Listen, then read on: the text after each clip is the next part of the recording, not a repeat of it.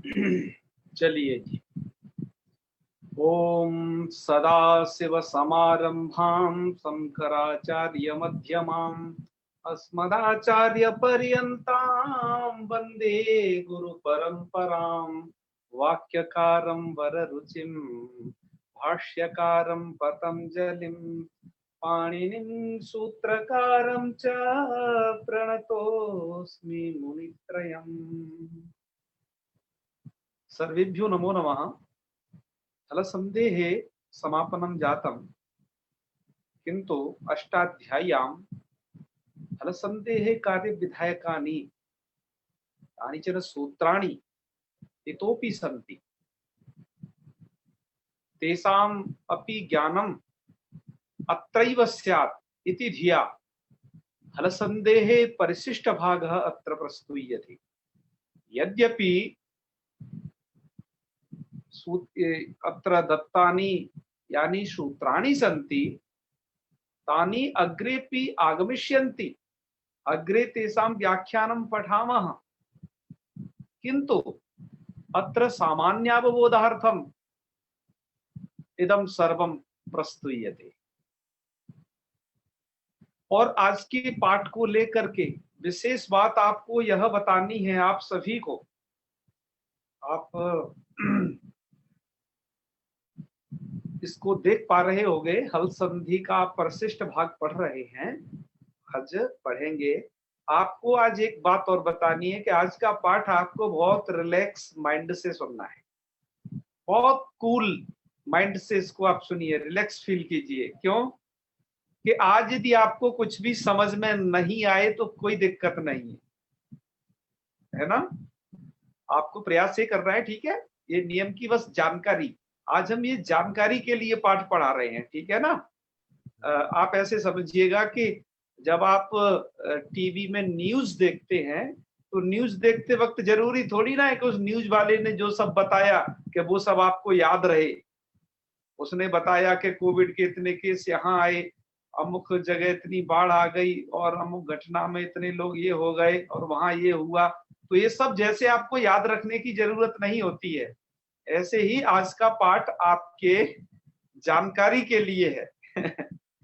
तो आप माइंड पर बिल्कुल भी जोर मत लगाना, और ये क्योंकि आगे जब हम होगा तब वहां समझ लेंगे, बस आप सुनेंगे एक अच्छे श्रोता बन करके, ठीक है। हाँ, यदि प्रश्न होंगे तो उन्हें जरूर पूछिएगा। तो आइए, आज हम एक ऐसा पाठ पढ़ने जा रहे हैं जो आपकी अभी हल संधि का हिस्सा नहीं है, लेकिन यह हल संधि है। और यह जो सूत्र है आपकी लघु सिद्धांत कौमुदी में आगे आएंगे, कुछ सूत्र आएंगे, कुछ नहीं भी आएंगे, जो हम बताने वाले हैं वो, है ना। और पर इस पाठ को यहां हमारा पढ़ाने का बस एकमात्र उद्देश्य यह है कि जब ये सूत्र आगे आते थे तो हमारा आज का जो छात्र समुदाय है पूरा का पूरा, और जहां तक अध्यापक वर्ग का जो समुदाय है जो अष्टाध्यायी से परिचित नहीं है, वो यह समझता था कि इनका हल संधि से कोई लेना देना नहीं। हम केवल यहां पर इन सूत्रों को इसलिए दर्शाना चाहते हैं कि ये सभी सूत्र भी हल संधि के हिस्से हैं, लेकिन ग्रंथकार ने यहां पर इनको नहीं रखा। इसका कारण यह था कि यह विशेष सूत्र हैं, इसमें से काफी ये सामान्य सूत्र नहीं थे। कुछ सामान्य जो हल संधि कार्य है वो आपको बता दिया ग्रंथकार ने, जो विशेष हल संधि कार्य है उसको तत्त प्रकरणों में उन सूत्रों को रख दिया है। दीक्षित जी ने या उनके शिष्य वरदराजाचार्य जी ने तत्त प्रकरणों में उन सूत्रों को रख दिया है। अतः हम इस उनमें से वो जो सूत्र हैं वो हल संधि के सूत्र हैं। बस आपको ये जानकारी देने के लिए कि जब भी आपको ये सूत्र उधर दिखाई दे जाए तो आपको समझना है कि जी अब हमें हल का कार्य करना है, इसलिए इनको यहाँ पर बताया जा रहा है। और चूंकि बात यह है कि जितना भी व्याकरण में जंजाल है सब संधि का जंजाल है, अतः हम ये चाहते हैं कि जो भी संधि का यह जो व्याकरण का जंजाल है, क्योंकि संधि को बिना जाने ही छात्र ये समझता रहता है व्याकरण तो बड़ी कठिन है, ये वो, बस व्याकरण में जो कुछ है संधि है, उसके बाद कुछ भी नहीं है। व्याकरण अत्यंत सरल है, रसगुल्ले की तरह, ठीक है। हाँ, बहुत मीठी है, तो फिर आपको बहुत जल्दी समझ में आने वाली है। बस आपको ये कुछ और सूत्र और आज विचार कर लेते हैं, चलिए। तो हल संधि के परिशिष्ट भाग में हम जिनकी जो ये चर्चा करने जा रहे हैं, ये आप देख रहे होंगे यहाँ पर हमने इनको अष्टाध्यायी से उठाया हुआ है। इन सब सूत्रों को इसी क्रम में उठाया हुआ है, क्योंकि अष्टाध्यायी में ये सूत्र इसी क्रम में पढ़े गए, है ना। तो आप वहीं से अब इन्हें देख सकते हैं। हम आपको आज अष्टाध्यायी का यहाँ पर दर्शन भी कराएंगे, और इन सूत्रों में से जो कुछ बच गए हैं उनको भी आपको सबको कहेंगे। आप इस स्लाइड को देख करके केवल ये अनुमान मत लगाना कि बस ये 4 प्रकार के कार्य ही बच गए हैं। ये 4 तो हमने आपको बता रखे हैं, अभी आपको लगभग 8-10 प्रकार के कार्यों को कम से कम बताने वाले हैं, ठीक है सूर्यकांत जी? हाँ, तो कम से कम 8-10 प्रकार के, इस प्रकार के कार्य बताएंगे। सुमित जी आप सुन रहे होंगे? बिल्कुल। हाँ, यदि आपके यहाँ पर लाइट वगैरह हो तो वीडियो भी ओपन रखें सुमित जी। जी आचार्य जी। तो अब हम उनमें से धीरे धीरे उन कार्यों को बता रहे हैं, ठीक है। तो उनमें से देखो, एक कार्य है आपका चवर्गस्य कवर्गादेश विधानम, अर्थात ये सूत्र क्या करता है, चवर्ग को कवर करता है। ये जो सूत्र आपको दिखाई दे रहे हैं, ये इसको कहते हैं कुत्वम, अर्थात कुत्व संधि। ये क्या है, इसके लिए 2 सूत्र हैं पाणिनि जी ने बनाए थे, एक चोकू बनाया था, एक कुन प्रत्यय से कु बनाया है। ये अष्टम अध्याय में है सब। तो मैंने यहाँ पर जो व्याख्यान लिखा है नीचे चोकू सूत्र का लिखा है, कुन प्रत्यय से कु को, क्योंकि वो भी कुत्व करता है, उसका व्याख्यान तो हम हल वो क्या बोलते हैं, हलन पुल्लिंग प्रकरण में पढ़ेंगे। तो चोकू करता क्या है, चवर को कवर्गादेश करता है। इसको क्या पर में चाहिए, झल परे रहते पदांत में। आज हमने हिंदी में ही अर्थ लिखा है, क्योंकि संस्कृत में इसका आगे ऑलरेडी आगे आएगा। हम इसके उदाहरण भी प्रस्तुत करेंगे, आप चिंता ना करें, हम इन सब की आपको उदाहरण भी प्रस्तुत करेंगे, है ना। तो कुत्व को याद रखिएगा, ढत्वम, इस ढत्व को याद करिएगा। अब ढत्व मतलब हकार के स्थान पर क्या क्या कार्य होता है, अब आपको ये देखना है। हकार को ढकार विधान, ओके, और हकार को घत्वम मतलब घकार विधान। देखो हा को कितने सारे कार्य हैं, इसलिए आपको हल संधि में छूटा हुआ था, हाको को ज्यादा कार्य नहीं बताए थे, है ना। और क्या है, हकार को धकार का विधान, मतलब इसे कहेंगे धत्वम। मित्रों ये सब चीजें हैं, देख रहे हो ना। अब आप तो एक उदाहरण पढ़ रहे हो, आइए हम नियमों में थोड़ा सा सॉरी ये नियम से अब उदाहरण में प्रवेश करते हैं। तो चलिए अब आते हैं हम उदाहरण की दुनिया में। ये तो आप पढ़ चुके हो नियम, तो डॉक्यूमेंट्स पे ना जाए। आज आपको स्क्रीन शेयर में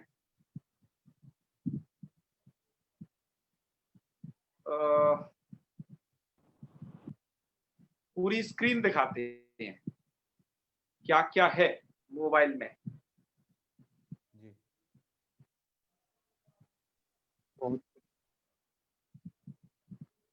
तो चलिए हम इस किताब को खोल रहे हैं।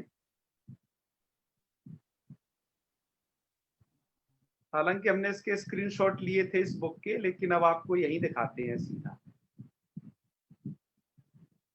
चोकू, ठीक है, चोकू से स्टार्ट है। हाँ चलिए, अभी आपने सबसे पहले जो सूत्र वहां पर देखा था वो यही था, चोकू, ठीक है जी। तो आइए, तो चोकू था, चोकू में आपका क्या था, अभी बताया था, ये कुत्तो करता है, मतलब चवर को कवर, सबसे पहला जो नियम बताया था उसमें है स्लाइड में। तो चवर को कवर करेगा क्या, इसको 2 ही चीज चाहिए, झली परे पदांतेचा, झल परे हो या पदांत हो, यह भी आपको उसने भी बताया था। तो पदांत में कहां कहां कुत्त हुआ है, पदांत में कुत्त हुआ है आपका, ये उदाहरण देखिएगा। वाच था शब्द तो उसको वाक हो गया, ये कुत्त संधि का नियम। इसी तरीके से प्राच था वो प्राक हो गया, सृज था वो सृग हो गया, विषग था वो विषग हो गया। ये तो पदांत में कुत्त हुआ है। और झल के परे रहते, झल आप देख रहे होगे यहाँ पर, ये त जो हर जगह है ये झल परे है। झल के परे रहते भी ये कुत्त संधि लग जाती है। तो उसका नियम क्या है, उसका क्या है कि जैसे सिच प्लस त, तो क्या हो जाएगा, च को क है ना, तो सिक्त है सिक्तम। इसी तरीके से मुच त, तो च को क मुक्तम, भज भक्तम और तिज तिक्तम। कुत्त संधि है ये। आपको एक सूत्र यहाँ चोकू इन्होंने बताया है, हमने आपको कुन प्रत्यय को भी बताया है, अभी अष्टाध्यायी में भी दिखाएंगे, तो आप कुत्त संधि को समझ गए होंगे इसे। जी जी। हाँ, तो चलिए अब आगे बढ़ते हैं। इसी में किसी को कोई प्रश्न तो नहीं है ना? जी गुरुदेव। आचार्य बजरंग जी का प्रश्न है। अब हमने वहां पर हा को ढ पढ़ा था, अभी बताया ना, हकार को बहुत सारी चीजें पढ़ी थी। जी बजरंग जी क्या कहना चाह रहे हैं? गुरुदेव ये बताया सिच था, तो इसके अंदर ये लास्ट में मकार कैसे आ गया ये?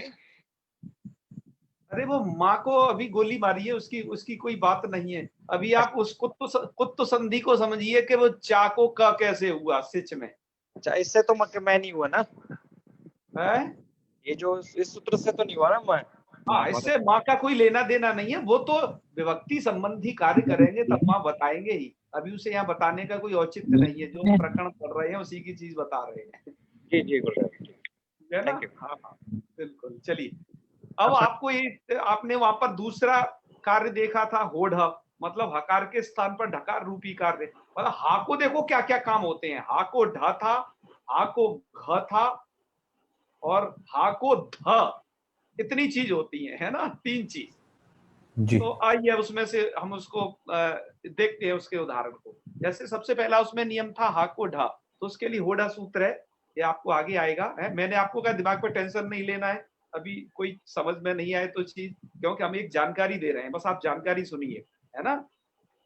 जी तो झल के परे रहते और पदांत में, झल परे रहते पदांत में, ये सब में एक जैसा है, इसको बार बार नहीं कहना है क्योंकि वो अनुवृत्ति आ रही है। ठीक है, एक बार अब समझ लीजिए। तो क्या होता है, हस्य ढ, मतलब हा को ढ कर देना है आपको।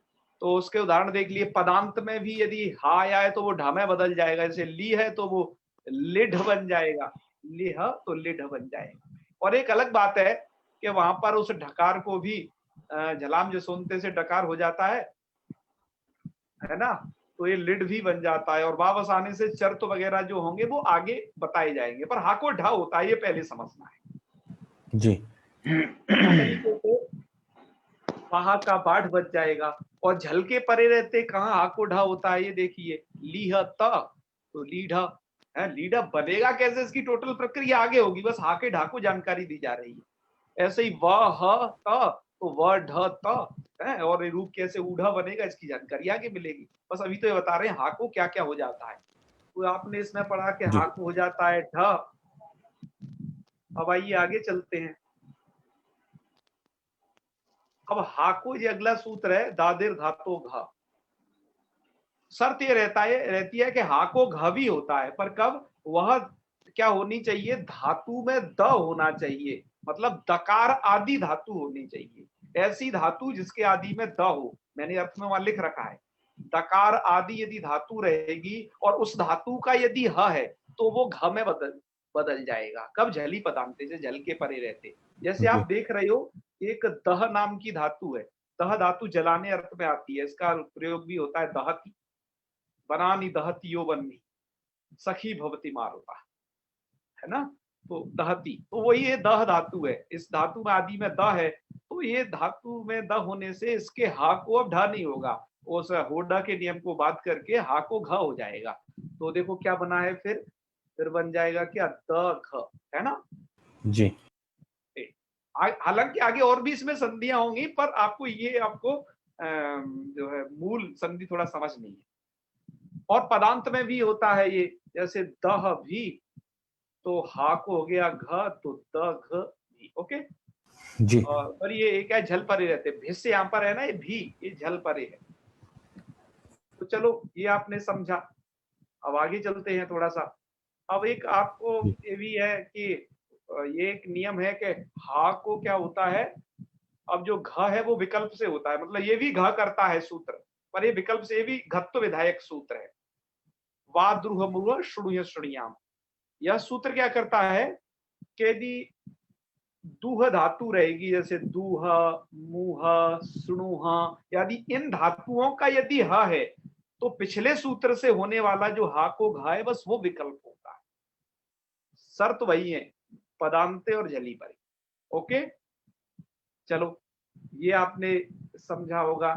अब इसके बाद अब हा को अंतिम एक कार्य और बताने जा रहे हैं। हा को क्या होता है, ध, नहो ध, यदि वो नह धातु का यदि ह है, तो वो जी ह फिर धा में बदल जाएगा। तो एक शब्द है उपानह, उपानह कहते हैं जूते को, और वो नह धातु का है, नह, देखो आप उसमें देख पा रहे होगे नह, तो उस हा को क्या हो जाना है, हा बदल जाएगा ध में, तो ध में बदल जाएगा तो रूप क्या बन जाएगा, उपानध। ओके, और झल के जी परे रहते का उदाहरण है, यहाँ पर भी ध हो जाएगा, वो ध है उपानध, वो थोड़ा कट गया है ना, हाँ पुराना प्रिंट है इसलिए थोड़ा कट गया है। तो ये आपने क्या समझा, हा को ध तक समझा, इतनी ही चीज आपको अभी स्लाइड में दिखाई थी। ठीक है, जी और किस वर्ण को क्या क्या हो जाता है, एक बार इसका और अवलोकन करिए, और किस वर्ण को क्या क्या होता है। ये तो आपने हा को धा मतलब हकार के स्थान पर क्या क्या कार्य होते हैं ये समझे, और पिछला और उसमें कुत्त समझा के ये कहाँ होता है। तो कुत्त में आपने कोहस्चू, है ना, कोहस्चू तो नहीं है, चोकू पढ़ा था, है ना, चोकू है, लेकिन कोहस्चू भी उधर ही समझना, और क्विन प्रत्यय से कु, ये दो सूत्र समझे थे। चलिए खैर कोई बात नहीं, अब आगे बढ़ते हैं। जी एक जगह अब क्या होता है कि यह एक सूत्र है, थोड़ा लंबा सा है, आप इससे डरिए ना, आगे मिलेगा आपको ये, है ना, ये मिलेगा आपको हलन पुल्लिंग प्रकरण में मिल जाएगा। तो वहां पर ये सूत्र करता क्या है कि ये सूत्र इतने सारे जो इसमें ये शब्द से कुछ गिनाए गए हैं, इनको ये श कर देता है, बस आप इतना समझ लीजिए। ये सूत्र ना मूर्धन्य श में कर देता है। तो ये मूर्धन्य सा किस किस को करता है, अब आपको ये हम बताते हैं। ये मूर्धन्य सा किसको करेगा, तो सबसे पहले है वृश्च, तो वृश्च में जो च है ना, इस चा को सा कर देगा, मूर्धन्य वाला। फिर अगली एक धातु है भ्रस्ज, इस जा को शा कर देगा। अभी देखो श मूर्धन्य शा किसको हो रहा है, ये हल संधि के कार्य है कि नहीं, सूर्यकांत जी बताइए। जी जी हाँ, अब ऐसे ही एक है सृज, जाको सा मृज में भी, जाको सा यज में, जाको सा राज में, जाको सा भ्राज में, जाको सा। और जिन धातुओं के बाद में क्या, और जिन धातुओं में क्या आएगा, ये आए छ, या फिर जिन धातुओं में क्या आ जाए, ऐसा स आ जाए जिन धातुओं के अंतिम में, तो इन दो वर्णों को भी, मतलब इस छा को भी और इस शा को भी, पर वो धातु का होना चाहिए, ये शब्द है। तो उसको बना क्या देगा, ये मूर्धन्य शकार बना देगा। तो ये शत्व संधि है, क्या है, सत्व, सत्व। ओके, जी जी ऐसे ही शत्रु संधि एक तो यहाँ है, एक शत्रु, ये तो त्रिपादी पठित है, एक दूसरी शत्रु संधि और आप पढ़ोगे अलग, इसमें अपने अजंत पुल्लिंग प्रकरण में आदेश प्रत्यय हो नाम का एक सूत्र। वो क्या करता है कि इण और कवर्ग से परे, वो सूत्र क्या करता है, इण और कवर्ग से परे अपदांत आदेश के सकार को या प्रत्यय के अवयव इस वाले सा को, ये वाले सा को ये वाला सा कर देता है, जिसको कहते हैं शत्व प्रकरणम। अर्थात इस वाले सा को ये वाला सा कहां कहां होता है, नीचे वाला, ये शत्व प्रकरण है। और ये खूब बड़ा है अष्टाध्यायी के अंदर, मतलब ये व्याकरण का एक बहुत प्रचलित प्रकरण है। सत्व प्रकरण के ऊपर भी बहुत सारे ग्रंथ लिखे गए हैं। दाक्षिणात्यों के बहुत ग्रंथ हैं कि सत्व कहाँ होता है, सत्व का पूरा झमेला। और माता पुष्पा दीक्षित जी ने भी इस पर एक पुस्तक लिखी है, ठीक है ना। जी अच्छा, तो ये सा को सा वो वाला एक सत्व प्रकरण, और इन धातुओं मतलब इस सूत्र का विषय है, इसमें भी ये वाला श हो जाता है, तो ये पूरा एक सत्व प्रकरण है, हल संधि का एक विषय। जी चलिए, यह आप समझ गए होंगे। इसके आपको कुछ उदाहरण और इन्होंने नीचे लिखे हैं, उनको और देख लीजिए। पदांत में मतलब यदि देखो शांतस्य है ना, शांतस्य, ठीक है, वृश्चादि, ओके।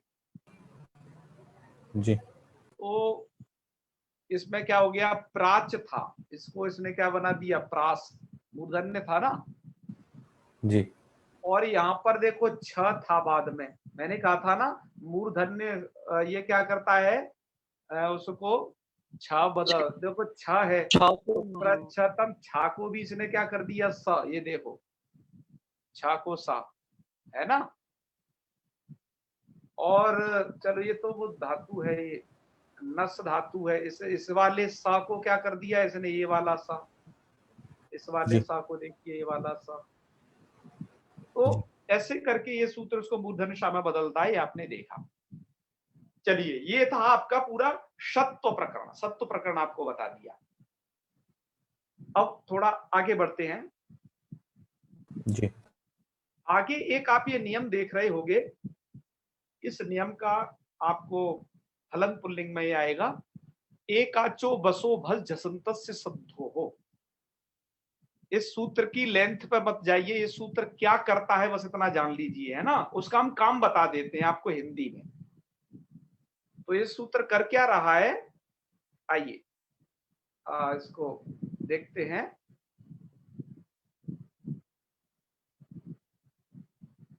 ये सूत्र आप देख रहे होंगे, जैसे यहां पर ये है द घ, तो इसमें जो पहला वाला द है, इस द को ये ध बना देगा।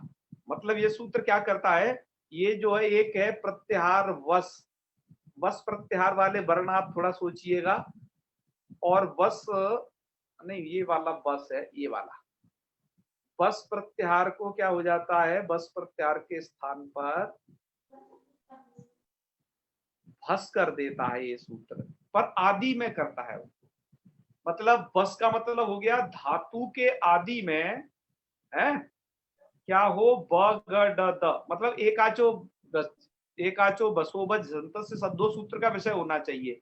वो धातु एकाच हो, है ना, इत्यादि इत्यादि जो शर्त है उनको समझना है, उनको आगे अब समझाएंगे। तब अभी आपको यहाँ पर तत्काल में क्या समझना है कि बस, बस का मतलब हो गया ब ग ड द, ब ग ड द, यही हुए ना चार अक्षर। बगड़ जी ये चार अक्षर आपके नीचे वाले चार अक्षरों में बदल जाते हैं, भ घ ढ ध, इस वाली संधि में, है ना।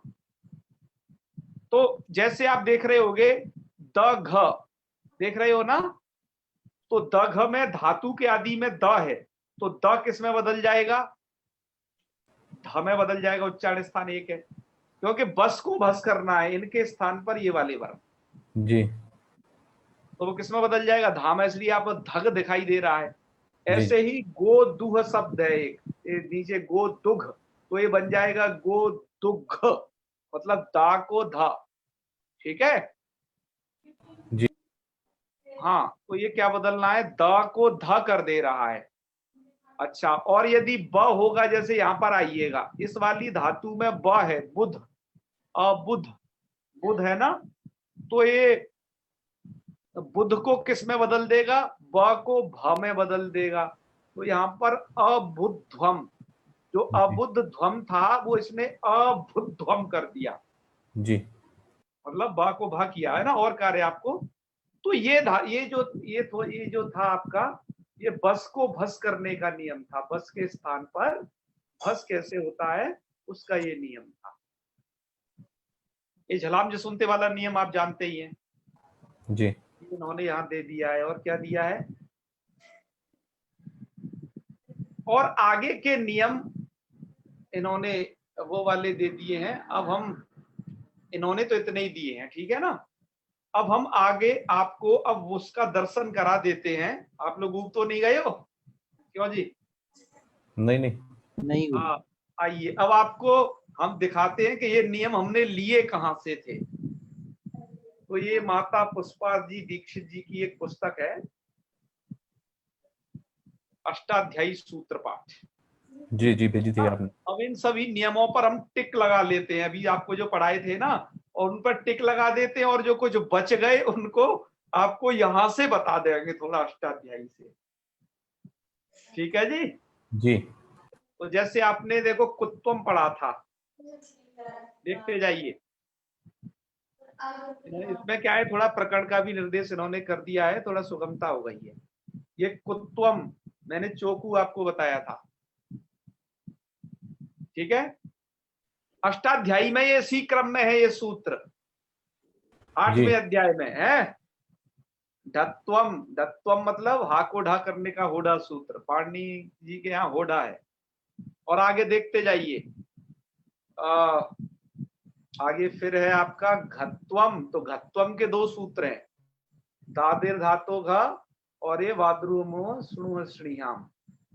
ओके, आइए जी अब है धत्वम, धकार का न हो ध हमने आपको बताया था, और ये थत्वम नहीं बताया, क्योंकि इसका एक जो नियम है वो आप उसे आगे जानेंगे, इसका एक बहुत कम नियम है इसलिए। उसके बाद आचार्य जी दिख नहीं रहे हैं।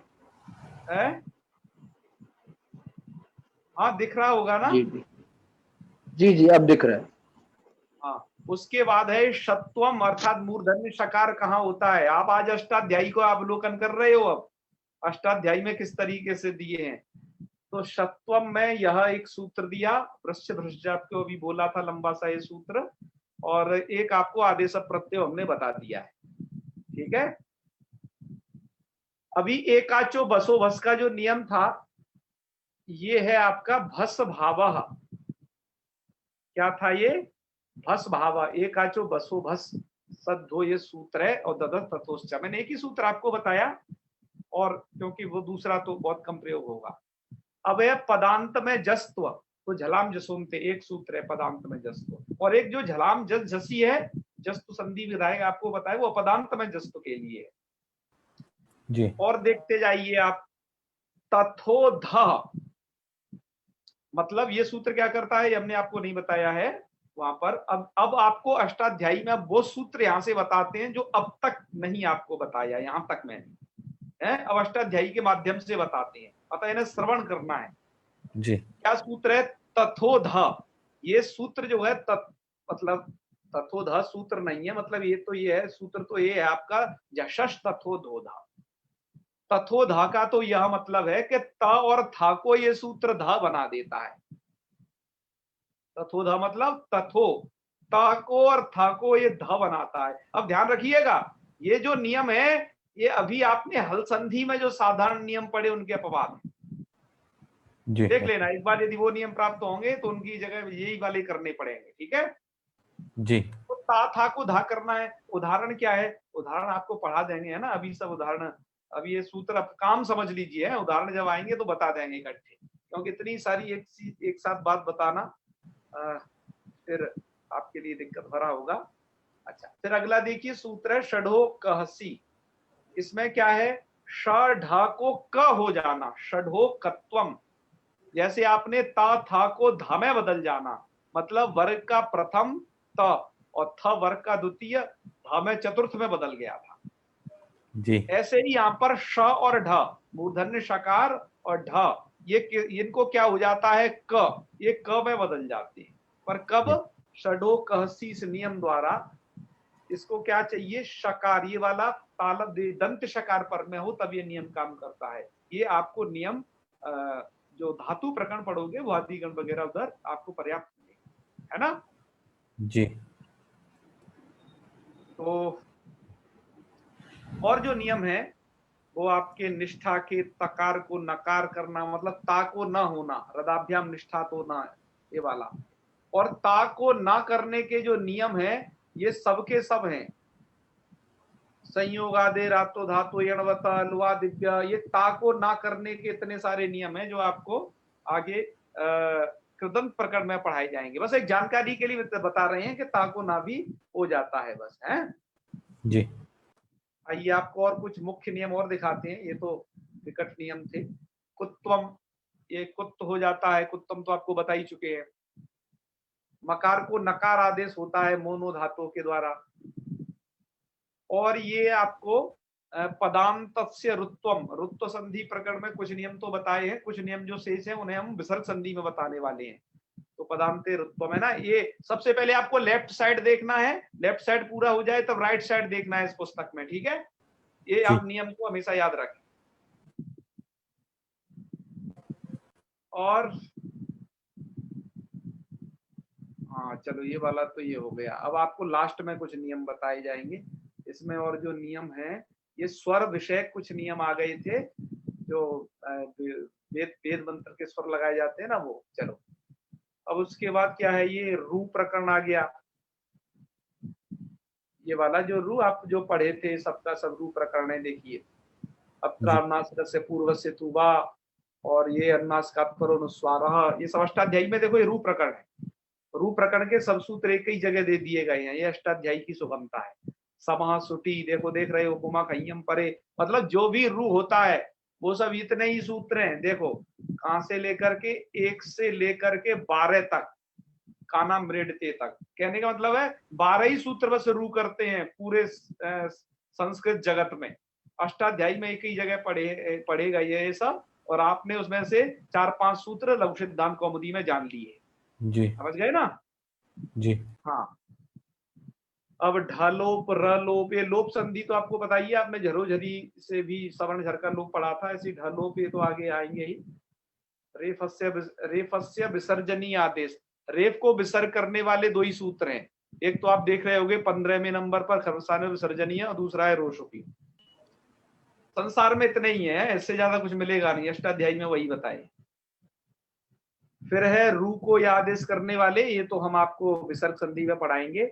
अब आपने वहां पर पढ़ा था मोनुस्वारा वगैरह सूत्र अभी कुछ, तो अष्टाध्यायी में देखो उनको कैसे एक जगह बताया गया है मोनुस्वारा, उसके बाद है नश्य पदांतस जली मोराज समाक्व। ये क्या करते हैं, मकारस्य आदेश, मकार के स्थान पर क्या क्या आदेश होते हैं। तो मोनुस्वारा, मां को अनुस्वार होता है पहला काम।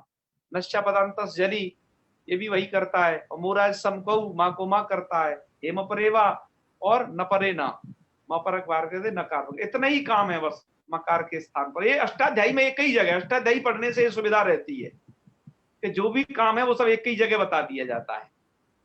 अब मैंने आपको बहुत सारे आगम जो पढ़ाए थे, आपको ध्यान करिएगा, विहल संधि में कुक टुक धुट और ये सब नमुट इत्यादि, मैंने उनको आगम संधि नाम दिया था प्रॉपर इसलिए।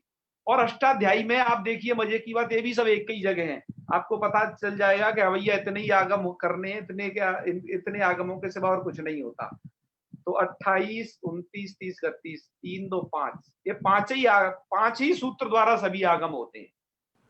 गणोक्टुक्सरी दसिदुट नश्च शीतो गमोर सुदाति गमोर नित्य। और वो वाला एक तुकागम है, उसको भी नश्च इस शीतुक के पास पढ़ लेना, जो छेचा वगैरह जो बताया था उसे है वो। ये तो मैंने बताया था, ये तो आपका असिद्ध प्रकरण में पढ़ा गया है। वो वाला जो है उधर 6ठे अध्याय में पढ़ा गया है। आप अष्टम अध्याय भी देख रहे हैं। तो चलिए विसर्ग को स करने वाले सूत्र एक ही जगह दे दिए हैं। देखो जैसे विसर्जनीय से सर पर विसर्जनीय वासरी, और ये सब एक ही जगह हैं। चलो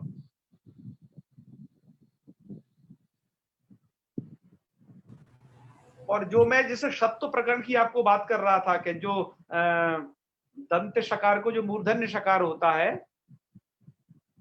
तो वो सब यहाँ से 55 नंबर पे देखिए, पदांत से मूर्धन्य, यहाँ से स्टार्ट करके ये जो पूरा है ये शत्व प्रकरण यहाँ पर पढ़ा गया है ना। सस्य सत्वम, इणको का अधिकार, और नुम विसर्जनीय से स, ये सभी सत्व प्रकरण हैं जो आपको लघु सिद्धांत कौमुदी में कुछ सूत्र पढ़ने होंगे और कुछ सिद्धांत कौमुदी में, सभी लघु सिद्धांत कौमुदी में नहीं। तो इसकी केवल जानकारी आपको देनी है, तो आपने सुन ली होगी। और इसके बाद धा को भी ढ हो जाता है। आप ये कुछ नियम और देखिए, धा को ढ में बदल जाते हैं। उसके लिए 2 सूत्र हैं, ऋणासीद्वम और ये आपका विभाषित है, ये दोनों सूत्र लघु सिद्धांत कौमुदी में आप पढ़ोगे। तो आगे बढ़ते हैं थोड़ा। सस्य सत्वम मतलब दंत वाले शाह को मूर्धन्य शाह कहाँ होता है वो हम आपको बता चुके हैं, एक ये भी एक कार्य है। जी इधर क्या है, हाँ वही है, सत्व प्रकरण है, सब कहाँ कहाँ होता है ये सब। एति संज्ञा में नक्षत्रात्मा, मैंने कहा सत्व प्रकरण बहुत बड़ा है और ये सब सत्व प्रकरण चल रहा है। चलिए सत्व प्रकरण के बाद क्या होता है, स्टार्ट, ये देखिए अष्टाध्यायी के चतुर्थ पाद, अष्टम अध्याय का ये चतुर्थ पाद चल रहा है, मतलब ये लास्ट है, अष्टाध्यायी का हम लास्ट पाद पढ़ रहे हैं, इसके बाद अष्टाध्यायी समाप्त हो जाएगी। जी अब इसमें क्या दिया गया है, णत्व प्रकरण। अभी आपने सत्व प्रकरण पढ़ा था ना, मतलब सत्व प्रकरण में आपने पढ़ा था कि इस वाले शाह को ये वाला शाह कहाँ हो जाता है, ये पढ़ा था। जी उसके तमाम नियम दिए गए थे, इसको सत्व प्रकरण कहा जाता है। और एक है अब ये णत्व प्रकरण। णत्व प्रकरण में क्या होता है कि भैया ये न है ना, ये न में कहाँ बदलता है, ये न को न कहाँ कहाँ कहाँ होता है। जैसे आप बालक की न में तो न पढ़ते हो, रामेण में न कर देते हो, वृक्षिण में न कर देते हो। जी तो जी ये न का और कहाँ कहाँ क्या चक्कर है, इतना ही नहीं, पूरा ऑल ओवर संस्कृत जगत का क्या क्या चक्कर है। और इस णत्व प्रकरण पर माता जी ने एक बहुत अच्छी किताब लिखी है ना, उसमें पूरी णत्व प्रक्रिया समझाई हुई है कि कहाँ कहाँ होता है। तो ये तमाम सूत्र हैं, इसमें से आप कुछ सूत्र मतलब आधे से भी कुछ कम सूत्र पढ़ोगे कहाँ, लघु सिद्धांत कौमुदी में, पर यहाँ तो ये पूरे के पूरे हैं। उसमें से आप ये दूसरे नंबर पर सूत्र दो सूत्र देख रहे होगे, रसाभ्याम लोना समान पदे अटकुपानं विवाहेपि, और तीसरा भी देख रहे हो पूर्व संज्ञान मगध। तीनों आपको लघु सिद्धांत कौमुदी में अलग अलग प्रकरणों में दिए गए हैं, अजंत पुल्लिंग में आ जाएगा।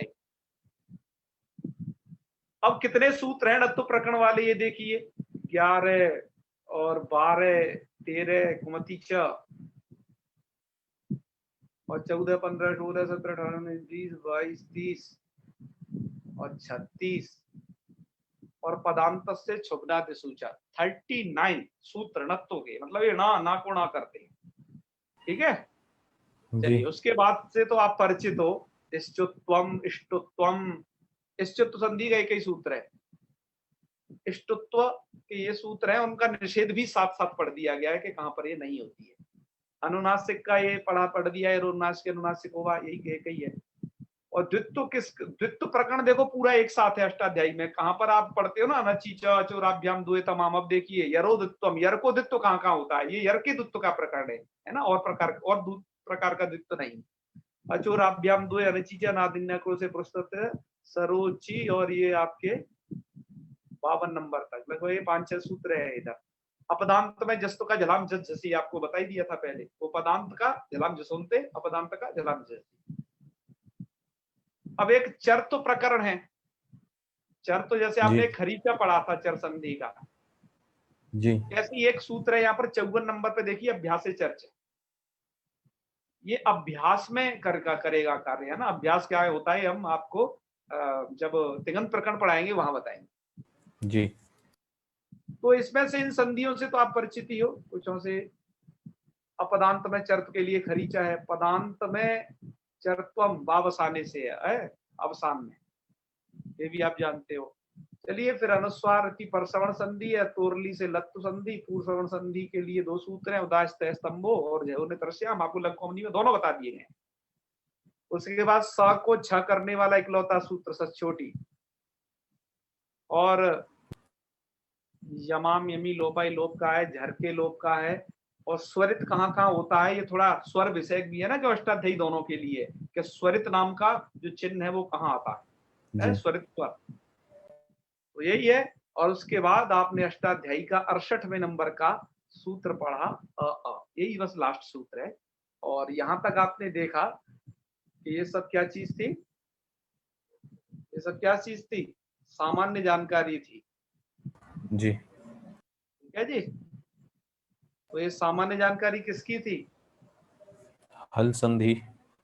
हल संधि और कहाँ कहाँ होती है, जी इस चीज की आप सामान्य जानकारी अब तक देख रहे थे। जी तो मेरा बस इस क्लास का रखने का एक उद्देश्य यही था कि कि हमारे, जैसे मैं कहा, बहुत सारे छात्र वर्ग यही समझता है कि भैया इतने जो हल संधि में दिए गए हैं यही है, इसके सिवा और जगत में कुछ नहीं है, ठीक है ना। पर जो अष्टाध्यायी पठन पाठन की परंपरा का जिस तरीके से विनाश हुआ, उससे यह दशा उत्पन्न हुई। तो हमने कहा था हम नव्य और प्राच्य दोनों विधाओं का समावेश करते हुए चलेंगे, जो आवश्यकता होगी उसे लेंगे। तो बस आपको एक जानकारी दी गई है, और इस जानकारी से मुझे यह लगता है अब आपको अष्टाध्यायी देखने में भी रुचि होगी। और अष्टाध्यायी आज हमने आपको दिखाई है, ये वाली देखी है, क्योंकि इस वाली अष्टाध्यायी में क्या है कि ये बता दिया गया है कि इतने सारे सूत्र इससे संबंधित हैं, मतलब एक प्रकरण बता दिया गया है उनका। तो सूर्यकांत जी, इस वाली अष्टाध्यायी को भी हम आपको ग्रुप में भेज देंगे। ये माता ये तो भेज चुके पुष्पाली हैं आचार्य जी। जी द्वारा ये अष्टाध्यायी है, उन्होंने ये बनाई है। जी, एक बार भेज चुके हैं आप वैसे इसे। वैसे मैं एक बार से भेज जी भी चुका एक बार हूं। और भेज दें जी। जी जी। हाँ हाँ हाँ। आचार्य जी, बीच में बसंती जी का शायद हाथ उठाया थी उन्होंने, तो कुछ शायद अच्छा, प्रश्न है या हाँ कुछ बात हो तो पूछ लें। बस आपको आज इतनी ही बात बतानी थी, बस एक जानकारी की क्लास थी। तो आज को आपको क्लास में कैसा लगा जरूर बताना, कि ऐसी जानकारी में आपको है। और पिछली वाली बहुत अच्छा। मैंने आपको जो उदाहरण दिए थे, वो एक लघु पाणिनियम करके एक पुस्तक है, तो उससे कुछ उदाहरण प्रस्तुत किए थे। मैं प्रायः आर्काइव नाम की वेबसाइट पर काफी सारी व्याकरण बुकों को देखता रहता हूँ। तो अतः ये सभी कहाँ क्या है, कैसे है, क्या तरीके हैं, क्या विधि हैं, तो हर चीज से अवगत होने के कारण मैं आपको यह सब प्रस्तुत किया। हाँ, जी। तो बताइए जी, क्या है पंकज घोष जी, किम वक्तुम इच्छति? नमो नमो गुरुदेव। जी नमो नमः।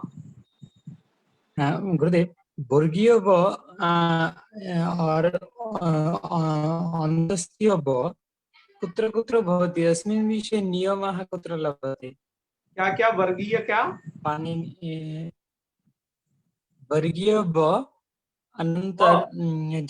अन्तस्थीय व, अरे उनके लिए तो अत्र आपको एक किताब भेदः देखनी पड़ेगी। और इसका नियम व्याकरण में इस अष्टाध्यायी में नहीं है। व और ब के उच्चारण का जो भेद है कि किस शब्द में व है, किस में ब है, मैं समझता हूं कि ये बहुत सारे प्रांतों में समस्या है, और उड़ीसा में तो बहुत ही गुरुदेव, ज्यादा है, उत्कल प्रदेश में, और बंगाल में भी है काफी। बंगाल में तो बहुत सारे समस्या है, इधर कोई उच्चारण भी नहीं करता है, लिखता भी नहीं। बिल्कुल, इसके लिए मैंने एक बुक बताई है, उस बुक का सदा सेवन करो। होगा मैं उसका ये स्क्रीन वो लेकर के आपको इसमें भेज दूंगा उसका। वो मैंने बुक अभी अपनी इधर लाइब्रेरी में जमा कर दी थी। तो वकार, उसमें उस पुस्तक का नाम क्या है, बकार विवेक। मैंने जिस एक कौमुदी मूलार्थ विद्योतनी नाम का एक ग्रंथ है, जो कि सिद्धांत कौमुदी के व्याख्या के रूप में लिखा गया है, ठीक है ना। वो उस ग्रंथ के एक लेखक, उस ग्रंथ के टीकाकर्ता जिसे कहें, उस ग्रंथ को लिखने वाले पंडित दीनबंधु झा एक मैथिल के विद्वान थे। उन मैथिल के विद्वान ने एक बड़ा जबरदस्त ग्रंथ लिखा। तो उन्होंने और काफी सारे ग्रंथ लिखेगा। मेरी पीएचडी उनकी कौमुदी मूलार्थ विद्योतनी पर है। उनके अलावा जो उन्होंने एक और ग्रंथ लिखा, बकार विवेक, लगभग व्याकरण के अंदर उन्होंने 6-7 ग्रंथ लिखे हैं, बड़ी बेजोड़ हैं वो। मैथिल की भूमि बड़ी ही, क्या कहें, बहुत बुद्धिमानों को जन्म देती है। वाचस्पति सदृश लोग कहाँ थे, वहीं तो थे। तो उन्होंने एक ग्रंथ लिखा बकार विवेक, बहुत छोटी सी किताब है, लगभग 50 पन्ने होंगे उसमें। और उस किताब पर भी मैंने एक रिसर्च पेपर प्रस्तुत किया है पिछले साल में अपने सेमिनार में। उसमें क्या है, उसमें यही है कि कहाँ व उच्चारण करना है, कहाँ ब उच्चारण करना है। तो इसके लिए उन्होंने क्या कर दिया है कि उन्होंने कहा कि जो बकार है ना, बकार का जो है प्रयोग अल्प है, अतः उसको संकलित कर दिया है, और वकार के प्रयोग को जो है छोड़ दिया है। और उन्होंने वो जो ग्रंथ लिखा है, वो सूत्रात्मक नहीं लिखा है कि आपको बहुत कठिनाई हो, बड़ा पद्यात्मक लिखा है। आप उसे गा करके याद कर लेंगे, और उसमें लगभग कोई 100 श्लोक होंगे मुश्किल से, है ना। और बस आप उन्हें याद कर लो, आपको पता चल जाएगा कहाँ ब है कहाँ ब है, उसमें उन शब्दों का संकलन कर दिया गया है। तो उस किताब को आपको भेज देंगे, व और बकार के विवेक के लिए वो आवश्यक है, पर अष्टाध्यायी में ऐसा कोई नियमन नहीं है, वह ध्यान रखना। ठीक है, 2 प्रश्न और हैं, बताइए जी जी। जी वैष्णवी जी, मिथिला से ही है, मैथिल से ही है। कहिए। प्रणाम जी जी, हर हर महादेव। सर। मेरा एक क्वेश्चन है, वो आप जो सर मतलब अभ्यास कार्य भेजे थे उसमें से कि जैसे कि होता है ना पुम, और एक था कि पुम जो पुंसिला करके था, तो सर हम वो कैसे समझेंगे कि कहीं कहीं पे अनुस्वार का अर्थ म भी होता है और कहीं पे न भी होता है, तो हम वो कैसे समझेंगे कि पुम है या पुन है? वो ऐसे समझेंगे आप कि पुम शब्द, देखो आपको मूल शब्द को समझना होगा इसके लिए कि मूल शब्द क्या है। तो पुम का मतलब होता है पुरुष, और पुन नाम जी। का ऐसा शब्द संस्कृत जगत में प्रसिद्ध नहीं है, अतः आप वहां नकार नहीं करेंगे। समझ पा रहे हैं ना? ठीक है, क्योंकि पुम का मतलब होता है ठीक है। पुरुष। जैसे आप अजंत पुंलिंग प्रकरण पढ़ेंगे तो नकार नहीं है, आपको शब्द का स्वभाव समझना पड़ेगा। अभी आपको नहीं समझ में आए, आपको कोई दिक्कत नहीं, माइंड पे जोर नहीं देना है, सर और एक चीज, धीरे समझ जाएंगे। और एक चीज पूछनी है। हाँ, जैसे कि सखीम हुआ, सखीम भी एक शब्द है और हाँ। सखीन दोनों शब्द है, तो हम ये कैसे समझेंगे कि वहां पे म होगा या न होगा? क्योंकि आपको समझना होगा सखीन प्लस तथा। सखीन जो है ये उसका बहुवचन का रूप है द्वितीया के। जी। अच्छा, अब माँ कैसे समझोगे, ना कैसे समझोगे? तो उसका तो यह है सखा सखायु सखाय, और सखायम सखायु सखीन बनता है, दीर्घ ईकार वाला। और ह्रस्वीकार वाला बनाओगे वो भी बनते हैं, पर वो सखिम, वो फिर ह्रस्व होता है। तो आप ईकार के भेद से समझ पाएंगे उसे। मेरी बात अभी आपको नहीं समझ में आ रही हो, चिंता नहीं करनी है। अजंत पुल्लिंग में सखी शब्द आएगा, वहां पर हम पढ़ेंगे इसको। ठीक है सर एक बात बताइए, आप बोले हरस्व और दीर्घ, तो मतलब हरस्व रहेगा तो म होगा या फिर दीर्घ रहेगा तब म होगा? ना होगा, सॉरी, न होगा सखी तथा वहां दीर्घ ही है, इसलिए न आपको लिखना है, म नहीं लिखना है। और अनुस्वार वाले में ऐसे समझेंगे कि वहाँ पे ये है अर्थ के हिसाब से कि उसका मेन अर्थ क्या है, उस अकॉर्डिंग समझेंगे या कि माँ है कि ना? और धीरे धीरे समझ ही जाओगे, थोड़े दिनों तक और थोड़ा पढ़ते रहो, यही कहीं जाना नहीं इधर उधर, मतलब भाग न जाना, जैसे विद्यालयों से भाग जाते हैं ऐसे ही इस वाली क्लास से तो भागना वैसे बहुत सरल है। बहुत मेहनत से ये क्लास मिली है, इसको छोड़ के जाएंगे तो कल्याण हो जाएगा। वैसे ऑनलाइन क्लास को छोड़ना बहुत सरल काम है, कोई सा अपना एक ऐसा काम बना लो तो तुरंत छूट ही जानी है। तो ये तो आप जो इस क्लास को पढ़ रहे हो ना, आपके अंदर इतना हिम्मत, इतना जोश, जिसके कारण आप पढ़ पा रहे हो, तो आपके इधर से जो प्रयास किए जा रहे हैं वो सबसे ज्यादा सार्थक हैं। मैं तो स्वल्प प्रयास कर पा रहा हूं आप लोगों के लिए, जो वक्त मिलता है उसमें से, कि कैसे भी आपकी रुचि भंग ना हो, क्योंकि किसी भी चीज के लिए चाहिए रुचि। सर आपसे पढ़ने के बाद रुचि जागी है, पहले तो व्याकरण देख के ही डर लगता था। हमारा मुख्य काम व्याकरण पढ़ाना नहीं है, व्याकरण तो आप पढ़ लोगे, अब आपको रुचि आ गई तो ठीक है ना। हम तो कुछ थोड़ी बहुत चीज आपको बता रहे हैं और आप अब किताबों से स्वयं जान जाएंगे। और व्याकरण आपका सुरक्षित तभी रहेगा पढ़ा हुआ। मैं आपको जो बार बार कहता हूँ, आप पढ़ करके प्लीज किसी को पढ़ा जरूर देना, अपना शिष्य या शिष्या किसी को जरूर बना देना। ठीक है, यह एक ऐसा सिद्धांत है, पढ़ करके बताना पड़ता है, और नहीं कोई मिले तो उसको लिख दो तुम जो है, ठीक है ना। बाबा तुलसीदास की तरह एक बड़ा पोथन्ना लिख दो व्याकरण शास्त्र अपना जी। तो लिखने से भी वो सभी चीज उसमें समावेशित हो जाएगी, है ना। और याद के लिए वो पाठात्मक विधि आपको बताई रखी है। तो आज तो हमारा ये हो गया। प्रदीप जी आप कुछ कह रहे हैं, बताइए। जी गुरु जी, मेरा प्रश्न है कि वस्त को भस्त होता है ना, तो एक किसके परे होता है? अभी आपने भूल गया थोड़ा। झली पदांते चा, झल और पदांत, झल और पदांत। तो गुरु ऐसा इधर कहेंगे कि इसमें क्या है? हाँ बताइए कि वर्गों के तृतीय अक्षर को चतुर्थ हो जाता है ऐसा बोल दें, और तालब्दी सा को मूर्धन्य सा हो जाता है। अभी वो पूरा नियम आप एक जो बसु बस का मैंने आपको बताया है, हलंत पुल्लिंग प्रकरण में पढ़ोगे, वहीं विस्तार से बताएंगे। आज तो हमने जानकारी दी थी ना, आपको बताया। जी दी थी। हाँ, बस ये कि आप हल संधि को बस इतना ही मत समझ लेना। माता जी पुष्पा दीक्षित माता जी तो यह कहती हैं कि दीक्षित जी ने, मतलब भट्टू जी दीक्षित जी ने और इन प्रकरण ग्रंथ वालों ने तो सत्यानाश कर दिया व्याकरण का। क्या सत्यानाश कर दिया कि छात्र अब स्वल्प हो अल्पज्ञ हो जाता है, कि वो समझता है भैया जितना भी संसार है वो इतना ही है। तो हमारा इन ग्रंथों को पढ़ाते हुए साथ साथ ये भी प्रयास है कि आप उस पाणिनि जी की परंपरा को भी देखिए, क्या है वो, है ना जी। तो मित्रों, बस अब आज की क्लास को यही हम समापन करते हैं, और आपको एक विशेष सूचना ये देनी है कि इसका हम ये टेस्ट आयोजित करना है। टेस्ट आयोजित करने का जो नियम है हम पहले जैसा ही रखेंगे, और विसर्ग संधि आपको पढ़ानी है। हम हालांकि विसर्ग संधि को पढ़ा चुके हैं एक बार, और पढ़ा चुके मतलब आप लोगों को नहीं, एक आप जैसे ही छात्रों का वर्ग था हमारे विद्यालय में, जहां पर है केंद्रीय संस्कृत विश्वविद्यालय देवप्रयाग। तो यहाँ पर वो छात्र इतने उत्साहित प्राक शास्त्री में पढ़ते थे कि उन्होंने क्या किया कि हमने जो पढ़ाया उसकी वीडियो बनाई और बड़ी अच्छे से एडिटिंग की, साधारण अपने स्तर पर उन छात्रों ने, और उन्होंने अपना एक चैनल बनाया संस्कृत वार्ता नाम से। और वो क्या है, 10वीं 11वीं के छात्र थे बस, और उन्होंने उनको वीडियो को वहां अपलोड कर रखा है संस्कृत वार्ता के नाम से, विसर्ग संधि को। तो आज से वो तो हमने लगभग 1 साल पहले पढ़ाई थी, आप लोगों को तो एक फिर एक नए तरीके से और पढ़ानी है। आप एक बार उसको भी देख सकते हो, और आपको पढ़ाएंगे, उन्हें देखेंगे ही।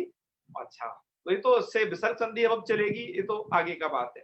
बीच में एक आपकी परीक्षा आयोजित करनी है, तो उसकी सूचना अभी से आपको दी जा रही है। सूचना यह है कि आप सभी को अधिक से अधिक 10 प्रश्न, कम से कम 5 प्रश्न, जैसे आपने पिछली बार असंधि के टेस्ट में 4 वस्तुनिष्ठ उत्तर के साथ, मतलब वस्तुनिष्ठ प्रश्न बनाने, उनके 4 ऑप्शन रखने हैं, ऐसे करके आपको भेजना है 10 प्रश्न हल संधि से कम आपको, है ना, भेजना है। तो 5 तो कम से कम भेज ही देना भैया ना। हाँ, तो 10 तो भेज रहे हैं पक्का ये। तो हम देखेंगे आपके प्रश्नों की क्वालिटी, उन प्रश्नों का समावेश करेंगे, और हम टोटल प्रश्न पत्र बनाएंगे जितने पिछली बार जैसे बनाए थे, और फिर हम आपको परीक्षा लेंगे। और परीक्षा में वही तरीका रहेगा, पिछले बार जैसे परीक्षा हुई थी सेम वैसे ही रहेगी। तो ये आप मुझे कब तक दे देने हैं, उसका समय क्या है, कल शाम तक दे दीजिए, कल शाम तक भेज दीजिए, है ना। क्योंकि प्रश्न आपको, क्योंकि उसके बाद मुझे चूंकि बनाने पड़ेंगे तो 1 दिन का समय लगेगा, तो हमें 2-3 दिन के भीतर इस परीक्षा का आयोजन कर लेंगे, और हल संधि का भी एक परीक्षण हो जाएगा। ठीक है, चलिए। जी जी आचार्य जी। क्या कह रहे थे आचार्य जी, इस कोरोना काल में, हाँ बताइए बताइए, क्या कह रहे थे कोरोना काल में? मैं ये कहना चाह रहा था, इस कोरोना काल में ये जो आपने एक व्याकरण की गंगा प्रवाहित करने का जो बीड़ा उठाया है, वाकई में बहुत ही अद्भुत है। मैंने भी गुरुकुल में अध्ययन किया था, लेकिन उस समय पर बाल अवस्था में व्याकरण का रस इतना नहीं ले पाया था जो इस समय पर बड़ी अच्छी तरीके से आपकी सरलता से समझा रहे हैं। बहुत ही ज्यादा अच्छा है। हमारा इसका जो प्लानिंग था 1 वर्ष और पहले का था, कोरोना से भी। कोरोना तो ये आ गया, ऐसा समय आया कि सब हुआ। हमारी 1 वर्ष और पहले की प्लानिंग थी, हम ऐसा करेंगे। एक बार हमने फेसबुक से शायद उसे शेयर भी किया था, हम कब से वर्ष के इसके बारे में सोच रहे हैं, कब से हमारी तैयारियां थी।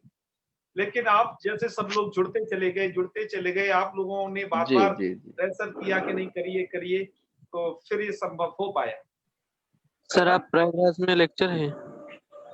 हाँ जी, हाँ जी गुरुजी। तो कल वाला वो ना 6 सूत्र वाला, कृष्ण छेतो, हाँ, उसका कुछ पता चला? नहीं गुरुजी, अभी नहीं पता लगा। चलो हम बता देंगे, कोई बात नहीं। एक आध ब्रह्मास्त्र जरूर रखना चाहिए कि जिस पे तुम गाल दो वो एक ही में धड़ाम गिर पड़े। हर चीज किताबों में नहीं है। चलिए, नहीं है।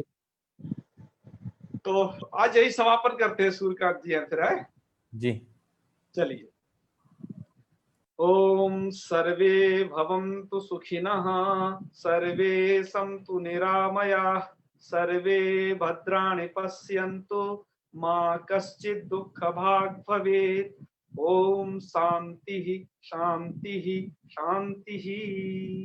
सर्वेभ्यो नमो नमः। शुभ नमो रात्रि। नमः महोदय। हाँ, गुरुजी।